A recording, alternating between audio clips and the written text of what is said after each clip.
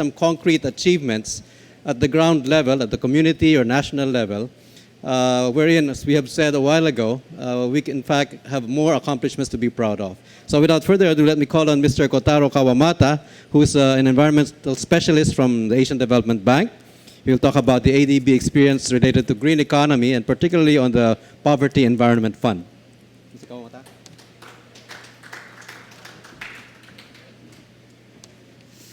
Thank you very much. Good afternoon. Today that I want to talk about that ADB's experience. And ADB is the Asian Development Bank, regional bank, development bank for Asian Pacific region. Similar to APFED, now that Mr. Abito introduced, that the ADB also that doing that some the community level small scale project, and ADB plays a great deal of importance on environment as one of the three pillars of sustainable development. And ADB's long-term strategic framework called Strategy 2020 identifies environmental sustainable growth as one of the three strategic agenda for ADB. Projects with environmental sustainability as theme continue to increase in ADB operations. Last year, nearly 60 such projects totaling about $7 billion were approved, representing almost half of ADB lending. That is mostly the infrastructure projects such as energy, transport, water, sanitation, those kind of things. But at the same time that we have the Poverty Environment Fund, which gives that some money up to the $250,000 for that sub-project, mainly that linking with that those huge infrastructure project with that community participation. So I want to share with you here about that lessons learned from such kind of ADB experience in the field.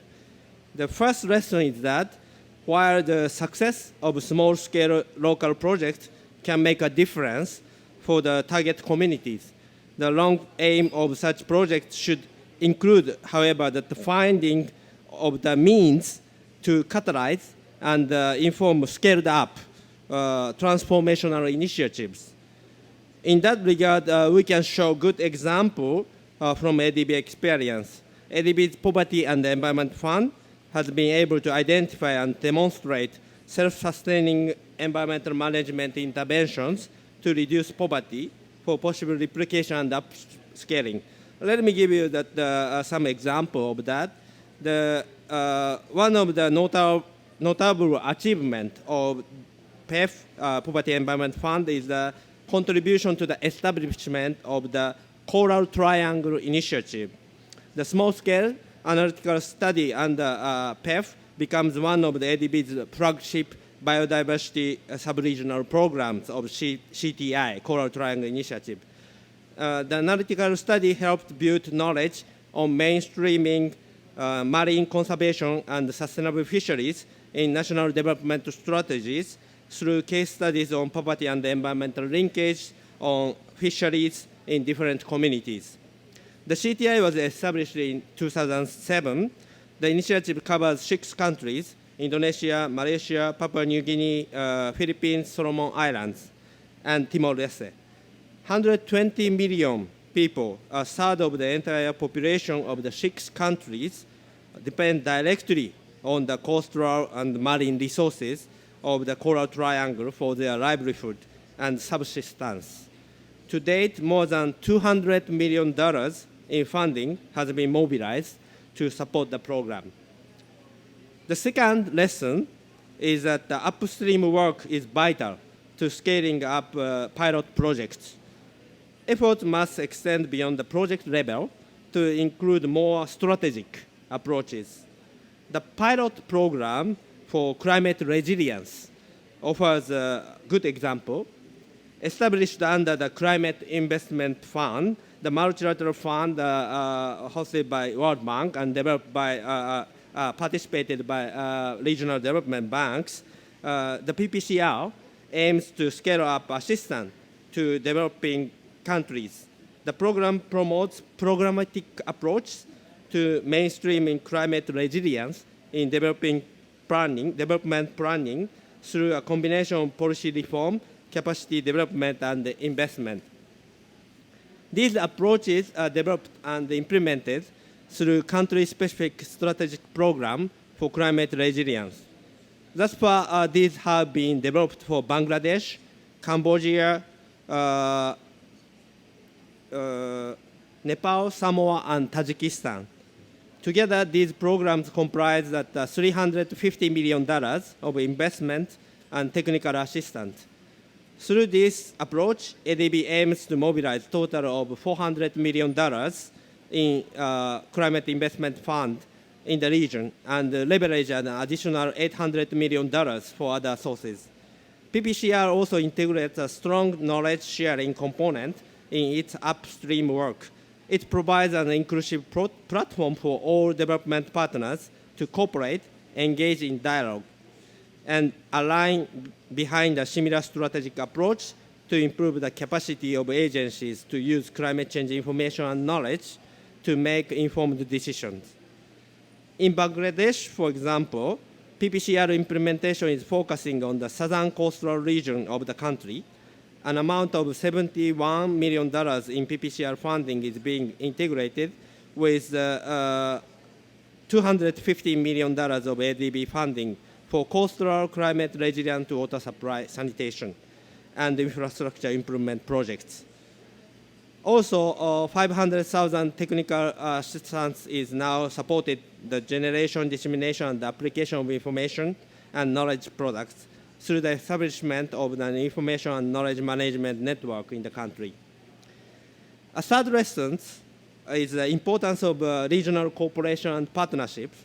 ADB has provided leadership in promoting regional cooperation.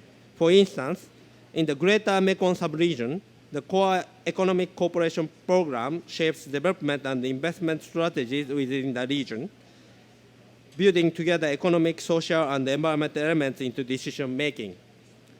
Within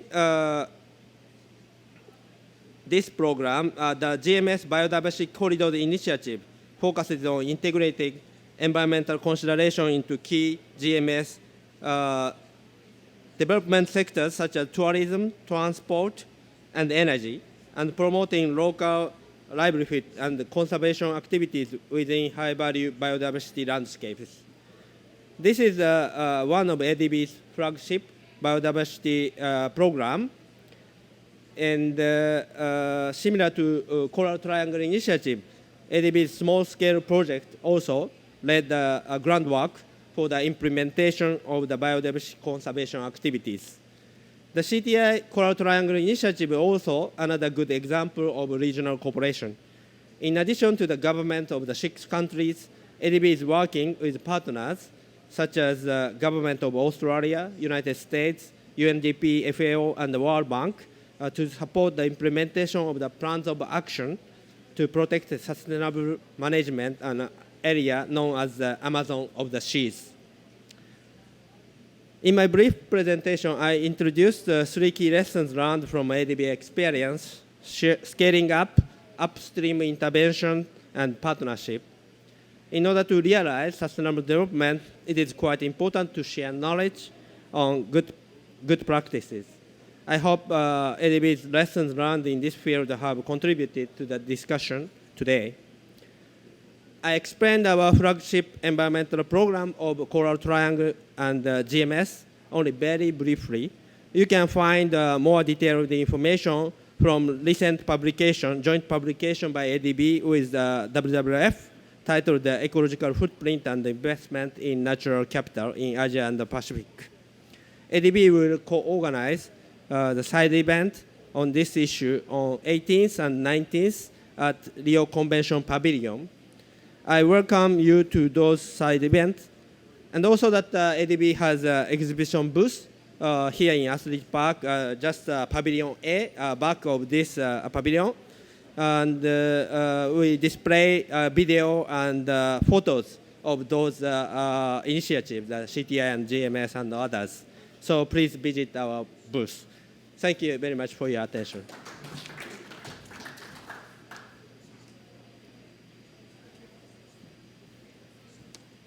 Thank you very much for that information, Kawamata-san.